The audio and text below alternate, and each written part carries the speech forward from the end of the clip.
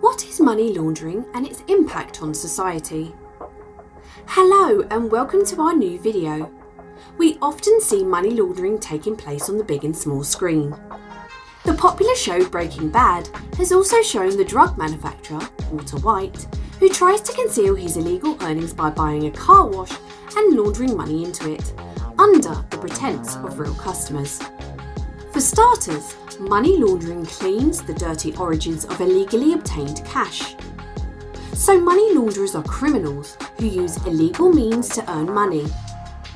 Illegal arms sales under a big name, drug trafficking, smuggling, and the activities of organised crime, for example, drug trafficking and prostitution rings, can generate huge amounts of proceeds. When a criminal activity generates substantial profits, the individual or group involved finds a way to control the funds without attracting attention to the underlying activity or the person involved. Criminals do this by disguising the sources, changing the form, or moving the funds to a place where they are less likely to attract attention. The United Nations Office of Drugs and Crime conducted a study to determine the magnitude of illicit funds generated by drug trafficking and organised crimes. The report estimates that in 2009, criminal proceeds amounted to 3.6% of the global GDP, with 2.7% being laundered. This falls within the widely quoted estimate by the International Monetary Fund, who stated in 1998 that the aggregate size of money laundering in the world could be somewhere between 2 and 5% of the world's gross domestic product. Using 1998 statistics, these percentages could indicate that money laundering ranged between 590 billion and 1.5 trillion US dollars. So, how is money laundered? In money laundering, the criminals change their dirty money into clean money through 3 steps: placement, layering, and integration. Let's start with placement. At this stage, the launderer inserts the dirty money into the legitimate financial institution. He opens bank accounts and submits the cash in the banks. This is the riskiest stage of the laundering process because large amounts of cash are pretty conspicuous and banks are bound to report high-value transactions.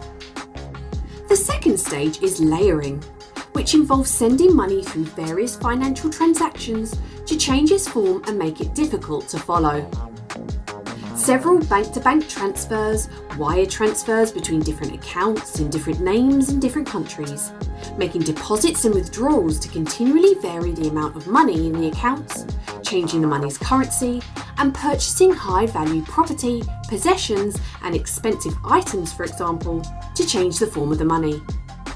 This is the most complex step in any laundering scheme, and it's all about making the original dirty money as hard to trace as possible.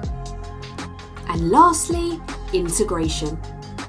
At the integration stage, the money re-enters the mainstream economy through the bank transfer into the account of the local business in which the launderer is investing, in exchange for a cut of the profits.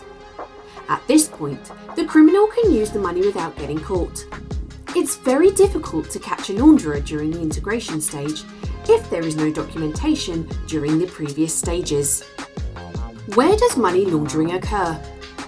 Generally, money launderers tend to seek out countries or sectors in which there is low risk of detection due to weak or ineffective anti-money laundering programs.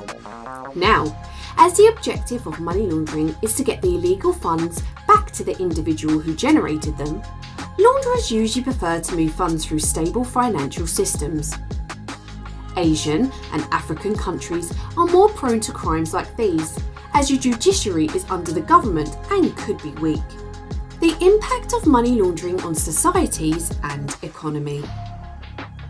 The integrity of the banking and financial services depend heavily on the perception that it functions within a framework of high legal, professional, and ethical standards. A reputation of integrity is one of the most valuable assets of a financial institution. If funds from criminal activity can be easily processed through a particular institution, either because its employees or directors have been bribed, or because the institution turns a blind eye to the criminal nature of such funds, the institution could be drawn into active complicity with criminals and become part of the criminal framework itself. Evidence of such complicity will have a damaging effect on the attitudes of other financial intermediaries and regulatory authorities, as well as ordinary customers. Due to money laundering, one can cite inexplicable changes in money demand, potential risk to bank soundness, contamination effects on legal financial transactions, and increased volatility of international capital flow.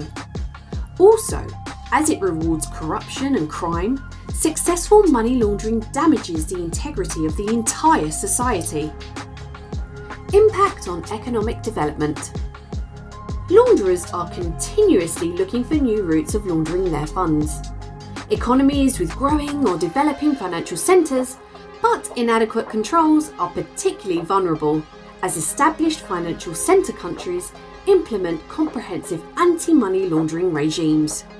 With the damaged integrity of an individual financial institution, there is a dampening effect on foreign direct investment when a country's commercial and financial sectors are perceived to be subject to the control and influence of organised crime. Fighting money laundering and terrorist financing is therefore a part of creating a business-friendly environment with a precondition for lasting economic development. What is the connection with society at large? Organised crime can infiltrate financial institutions, acquire control of large sectors of the economy through investment, or offer bribes to public officials and, indeed, governments. The economic and political influence of criminal organisations can weaken the social fabric, collective ethical standards, and ultimately the democratic institution of society. In countries transitioning to democratic systems, this criminal influence can undermine the transition. Most fundamentally, the money laundering is inexplicably linked to the underlying criminal activity that generated it. Laundering enables criminal activity to continue. Moreover, money laundering is also a threat to the good functioning of a financial system. In law enforcement investigations into organised criminal activity, it is often the connections made through financial transaction records that allow the hidden assets to be located and that establish the identity of the criminals and the criminal organisation responsible. When criminal funds are derived from robbery, extortion, embezzlement, or fraud, a money laundering investigation is frequently the only way to locate the stolen funds and restore them to the victims. Most importantly, however, targeting the money laundering aspect of criminal activity and deriving the criminal of his ill-gotten gains means hitting him where it's vulnerable. Without a usable profit, criminal activity will not continue. What should individual governments be doing about it? A great deal can be done to fight money laundering, and indeed, many governments have already established comprehensive anti-money laundering regimes. These regimes aim to increase awareness to the phenomenon both within the government and the private business sector, and then to provide necessary legal or regulatory tools to the authorities charged with combating the problem. Furthermore, strict action should be taken against anyone who acts against the law. So that's it for now. If you like this video, please like, comment, subscribe and hit the bell icon.